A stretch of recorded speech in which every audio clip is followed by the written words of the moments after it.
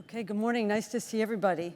I just want to begin by saying, as MIT considers the impact in the world, as you just heard, through the climate project, we're also taking the bold steps to strategize and implement exactly what we're saying we want to do in the world, but on the campus in the context of the city, the state, the nation, and the globe. So I'm going to give you just a little bit of a teaser today as to how we're framing this, the work we've been doing over the past decade. But of course, there's always room for dialogue with ILP members, moving down the line. So just before I start, I just had a couple questions, and I'm going to jump in. How many of you have chief sustainability officers in the companies that are present here today? Okay, great. And how many of you are chief sustainability officers? Okay, a couple of you. And then how many of you have zero carbon commitments or net zero commitments? Okay, great, a handful of you. So there's a lot of relatability between what I'm going to share with you as our methodology to many of you, regardless of your higher education or industry. And that's one of the lessons learned that we've had over the past decade, working closely with ILP members and with the MIT Climate and Sustainability Consortium. So we've deliberately designed our approach so that we can enable the exchange of strategy and best practices across industry, municipalities, and other large organizations. So I'm going to share with you a bit of that. So when we look ahead, as we frame MIT's commitment to sustainability, we're thinking about MIT as a city within a city. And it's completely directly, like one of the first meetings I sat in when I got here was not only with MIT, but it was with the city of Cambridge. So we completely understood our context in Cambridge, Boston, and the greater Commonwealth. We don't need to go through all the details, but that's just to give you a sense as you think about your organizations, how you might relate. Maybe you're one building, maybe you're a full campus.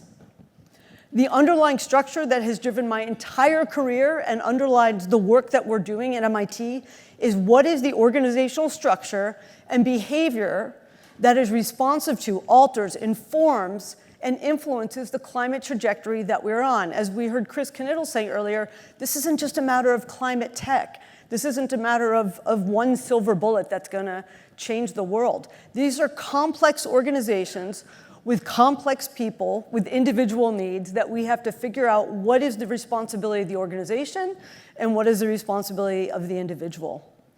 So our mission that we set out to accomplish at MIT just over a decade ago is how do we transform MIT, that was number one, which we're in the midst of, but how do we ensure that we're doing it with a framework that's replicable, scalable, generates just, equitable, applicable, and scalable solutions for these unprecedented times that we just heard about.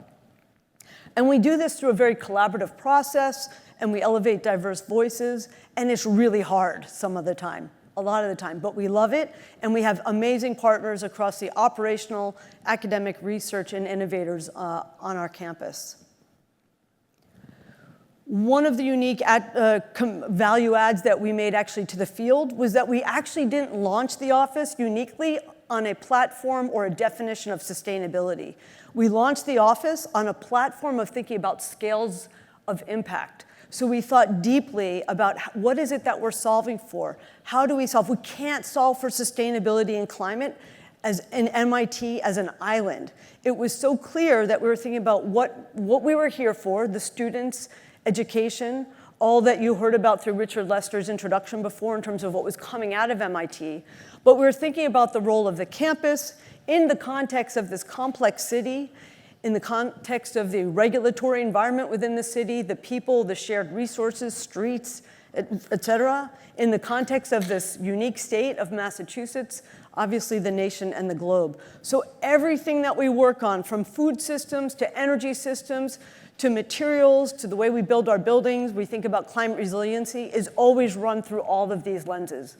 What has to take place on the campus?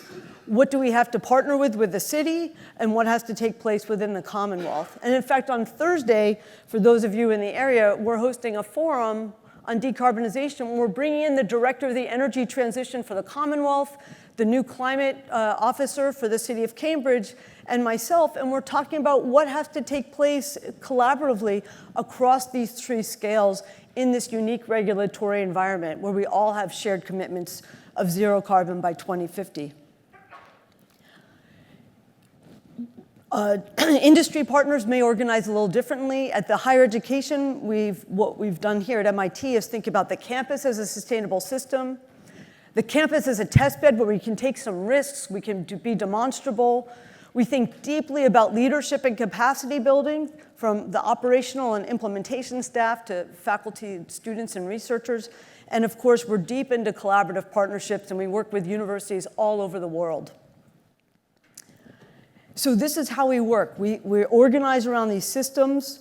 We're connected around these areas in a very prioritized way on the campus.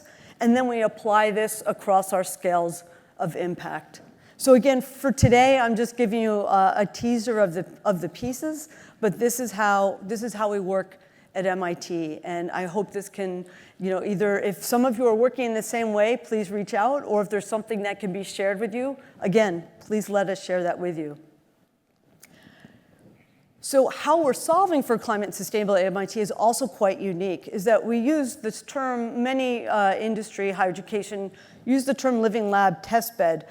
But it's really to think about how do we demonstrate this and demonstrate the challenges, what can we learn from what's happening on the campus and actually apply it to all the climate missions that you learned about today. We are deeply committed to zero carbon emissions. It can't happen tomorrow because we've inherited 100-year-old infrastructure that's below grade, that's connected to steam, and a range of old buildings. So we're really trying to understand what does it mean to transform all of our systems. So in that, and I'll get into that in a moment, but in that way, we have strategies that connect with our research and course engagement, and then we involve all of the operational and campus infrastructure folks, and we bring everybody together in this campus as test bed approach. And what's unique about the way we've done this is that the campus and operational infrastructure folks, they need standards and guidelines and a blueprint on how to do this, and they need to understand what are the innovative solutions we can pull down on the campus without taking too much risk, because we need to provide electricity, chilled water, and heating to the campus 24/7 in a resilient manner to all of our staff, students, and researchers. And on the research engagement side, in the more traditional way, we need research and publications. They need revised and updated models, and also innovative solutions and new businesses, as you heard about earlier. So you can actually bring these pieces together so all are satisfied, and it can lead to new ways of solving.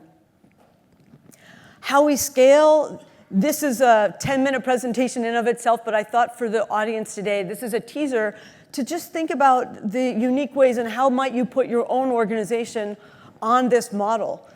And so on the left-hand side, we think about, this is how I set up the office, starting from zero in 2013, of brought in to say, how do you launch an impactful program? And I thought about, okay, what's our value add to the system? And so this might not be all of them, but we have to be able to forecast and stay ahead of the curve on behalf of MIT.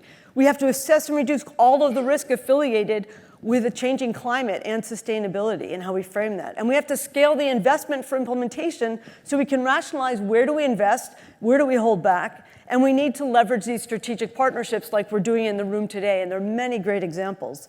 So we started with a launch, and then we're moving up towards this decarbonization by 2050 and thinking through what are the staffing, how do you build out the workforce, what are the educational outcomes, what are the businesses that can be rolled off, how do we influence the workforce of the future in the Commonwealth.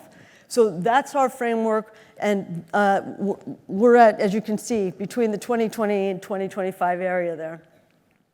Okay, last piece I'm going to just share with you.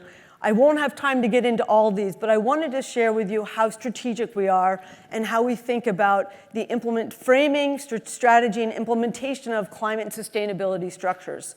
So we have what I've framed in 7 parts around inquiry and design via these driving questions like I shared with you earlier, really always coming back to what are we solving for? How are we framing for this? So we think about working from common scientific models across the Institute. We think about we have to set goals and plan across scales. We foster city-university partnerships, we lead through collaboration, and we have to hold ourselves accountable. We leverage, as I shared, the campus as a test bed. We have to center equity and justice, and of course, the model's only as good as the implementation to demonstrate impact over time. And so I'm just going to share 3 of these with you, examples of how we've activated the campus as a test bed.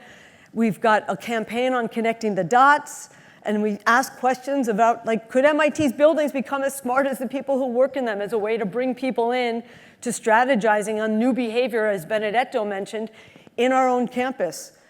We have dashboards and data available to the entire MIT community on a unique sustainability platform where we have flood models, we have heat models, some of which were built with Miho that you learned about, so we can use the campus as a test bed to inform the mission that you just learned about. And we teach classes. Many of us have designed classes. Christoph has designed one, I've designed one, where we're actually bringing our own operational folks into the classroom to say, this is how things work on campus. All right, and the final piece is we have 18 climate and sustainability commitments in action, and that with over 100 faculty, staff, and students involved in informing and implementing these commitments across campus. And we are deep in our decarbonization planning to reduce our emissions by 2050. We have a net zero by 2026 commitment in order to think about, well, one, in order to comply with the city of Cambridge. We're aligned with our friends at Harvard, and we're deeply committed to figuring out how do we have impact in the world while figuring out how to reduce emissions, manage legacy infrastructure, and we're working on a plan that will come out in the spring on generation, distribution, and of course, reducing energy, working with Christoph and his building energy models. So I'll leave you with that. Hopefully you'll want to learn more, and hopefully there's opportunity for partnerships. So thank you.